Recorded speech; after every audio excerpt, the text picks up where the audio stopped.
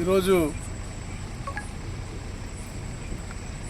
అకాలంగా కురిసిన వర్షాలు అలాగే మనకు వచ్చినటువంటి డిప్రెషన్ కారణంగా పైన పడినటువంటి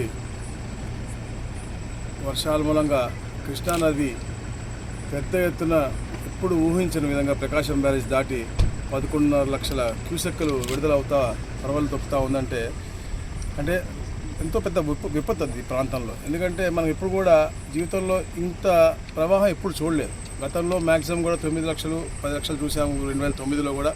అప్పుడు కూడా ఎంత కష్టపడినప్పుడు కూడా బ్రీచులు చాలా పడి రేపల్లంతా కూడా ముప్పుకు గురైంది. కానీ ఈ రోజున ఒక దార్శనికుడు మంచి ముఖ్యమంత్రి 74 సంవత్సరాలు కూడా యువకుడిలాగా పనిచేస్తూ ఈరోజు రాత్రి ఇప్పుడు 1:39 అయింది. ఇప్పుడు కూడా కలెక్టర్ ఆఫీస్లోనే ఉండి అన్నీ కూడా పర్యవేక్షించుకుంటూ ఎక్కడ కూడా ఎవరికి ఇబ్బంది కలగకుండా ఉండాలి. ఎందుకంటే ఈ న్యాచురల్ కెలామిటీస్ అనేవి వస్తాయి, మనుషుల్ని ఇబ్బంది పెడతాయి. అయినప్పటికీ కూడా తీవ్ర ఇబ్బందులు ఉండకూడదు, ముఖ్యంగా ప్రాణ నష్టం ఉండకూడదని చెప్పేసి ఒక మంచి ఆలోచనతో ఆయన పూర్తిగా కష్టపడుతూ ఉన్నారు. అలాగే ఇబ్బంది పడిన చోట్ల సకాలంలో వాళ్ళకి కావాల్సినటువంటి మెడిసిన్స్ కానీ ఆహార పదార్థాలు కానీ ముఖ్యంగా ఏదైతే బాలింతలు ఉన్నారో వాళ్ళకి ఎలాంటి ఇబ్బంది కలగకుండా ఉండడానికి చాలా అన్ని కూడా కార్యక్రమాలు చేస్తున్నారు. ప్రతి వార్డుకి కూడా ప్రతి వార్డుకి కానీ ప్రతి ఒక ఊరికి కానీ ఒక్కొక్క ఎమ్మెల్యేని అలాగే మంత్రులను కూడా నియమించి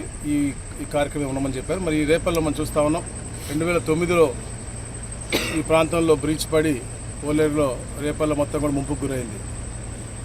అప్పుడు కూడా మేము చెప్పాం, అప్పుడు పరిపాలకులు ఈ ప్రాంతంలో ఉన్నటువంటి కొన్ని కట్టడాలను తొలగించడం మూలంగా ఈ బ్రీచ్ ఏర్పడింది. ఈ రోజున తెలుగుదేశం పార్టీ కార్యకర్తలు ముఖ్యంగా అలాగే నాయకులు పోలీసు వారు అధికారులు అద్భుతంగా పనిచేసి ఇప్పుడు దాకా కూడా దీన్ని కాపాడుతూ వచ్చారు.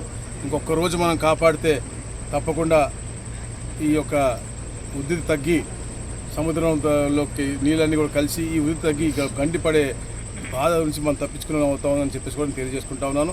ఈ రాత్రి గడవాలా, రేపు ఉదయం గడిగిస్తే తప్పకుండా ఈ ప్రాంత ప్రజలకు అందరూ కూడా ఎలాంటి నష్టం లేకుండా గట్టెక్కుతామని కూడా తెలియజేస్తాను. రాత్రంతా కూడా మేమందరం కూడా నేను మా ఎనర్జీ మినిస్టర్ గారు గొట్టిపాటి రవి గారు కూడా రాత్రంతా కూడా గస్తీ కాస్తాము.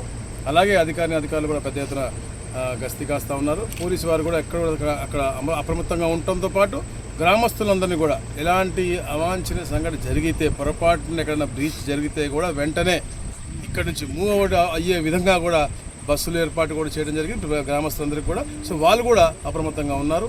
ఇదంతా కూడా కేవలం ఒక దార్శనికత నాయకత్వం కింద నుంచి సాధ్యమవుతుందని చెప్పేసి కూడా తెలియజేసుకుంటా ఉన్నాం.